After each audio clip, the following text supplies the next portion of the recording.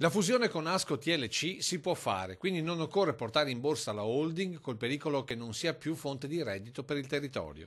Arriva oggi la contromossa del gruppo di sindaci a cui il TAR del Veneto sembrava avesse dato torto ieri, indicativo imperfetto perché in realtà nella ventina di pagine della sentenza ci sarebbe scritto che la soluzione interna si può fare. Non dice innanzitutto che non è possibile la fusione con Asco TLC, dice che non è possibile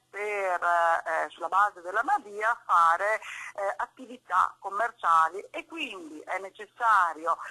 procedere allo scorporo della parte traffico dalla parte infrastrutturazione nel momento in cui si ritiene di procedere con la fusione in Asco TLC. Quindi nessuna quotazione in borsa e relative scalate speculative, anche se rimane il dubbio sull'altra commerciale del gruppo, ovvero Asco Trade. Quello che assolutamente va appellato è la parte in cui la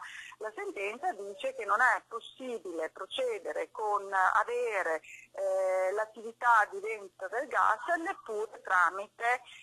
la quotata, perché dalla vendita del gas arriva l'80% degli utili dell'ASCO e quindi direi che le amministrazioni se fossero costrette a vendere la società che fa vendita, allora si potrebbero anche